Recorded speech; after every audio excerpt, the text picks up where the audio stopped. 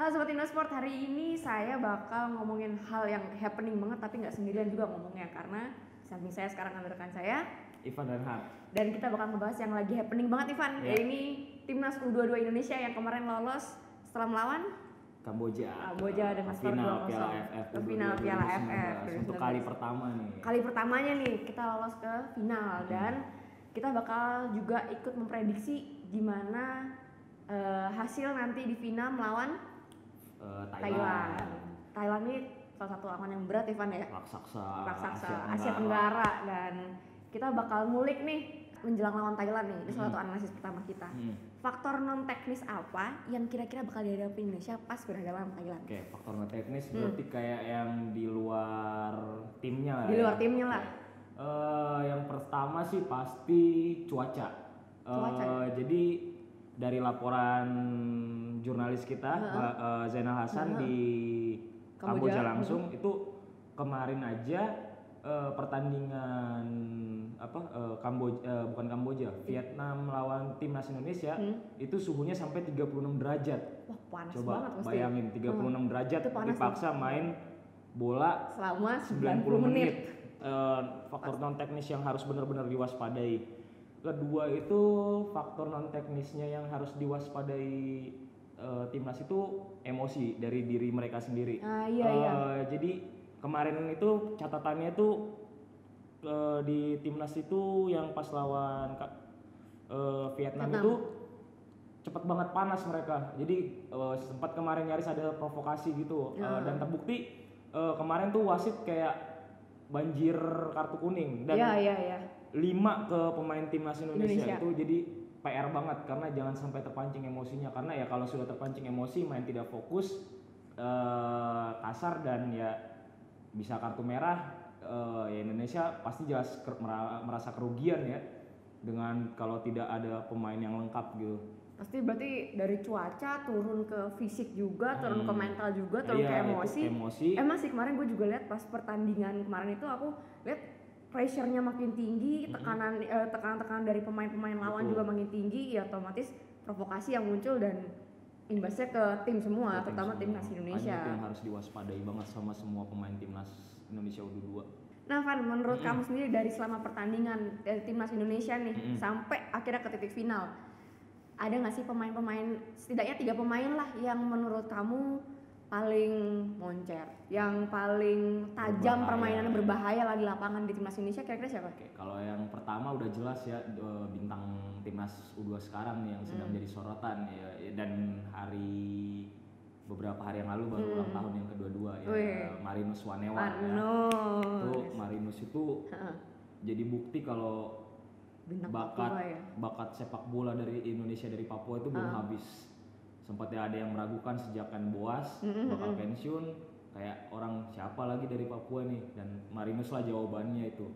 Kayak dia itu bisa dibilang will be the next Boas kalau salah ya. Bisa. Terus yang kedua itu yang kemarin itu yang jadi penentu langkah Indonesia ke final, Lutfi Kamal ya. Dia itu gelandang yang jeli melihat posisi teman-temannya, dia akurasi umpannya juga bagus, dan yang jadi bakatnya dia juga ini dia eksekutor tendangan bola-bola mati yang handal ya. Kayak kemarin dia tuh free kicknya indah banget, bener-bener keren gitu, jadi tepat sasaran gitu. Berarti dia bisa memanfaatkan bola mati dengan dia memang dengan cukup sempurna ya untuk eksekusi bola mati. Lutfi jadi salah satu punya positifnya di situ ya, kemampuan kekuatannya di situ lah ya. Bola eksekusi bola mati. Yang terakhir ini kalau menurut pandangan saya sih Osvaldo Hai ya. Osvaldo Hai? Iya.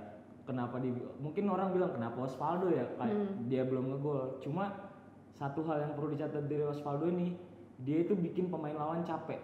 Osvaldo ini pergerakannya lincah juga, pemain-pemain lawan tuh jadi kesulitan, jadinya kayak perlu tenaga ekstra gitu buat menjaga dia.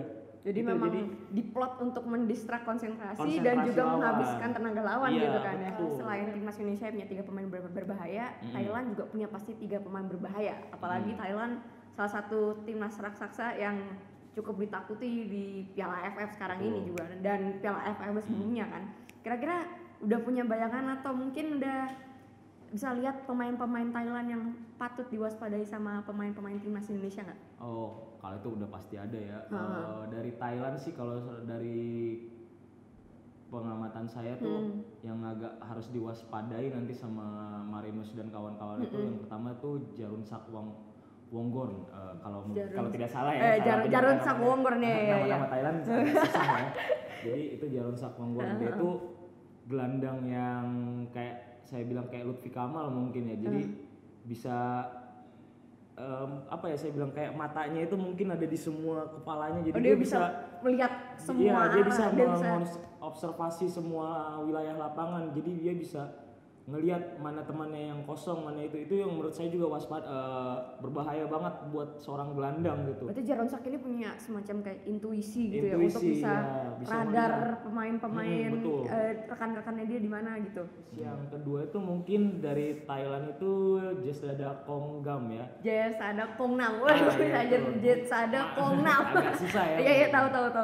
Nah dia itu kemarin yang salah satu penentu Thailand juga ke final yang dengan gol final akan kemarin di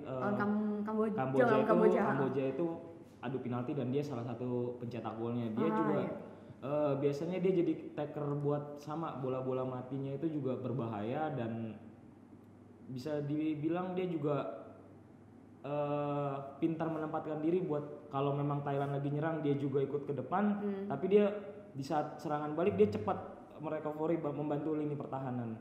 Berarti memang kiper timnas Indonesia harus benar-benar kerja keras untuk bisa mengantisipasi serangan dari pemain-pemain Thailand yang punya kemampuan lebih pada bola mati ya. Terus yang ketiga itu Saringkan Promsupa.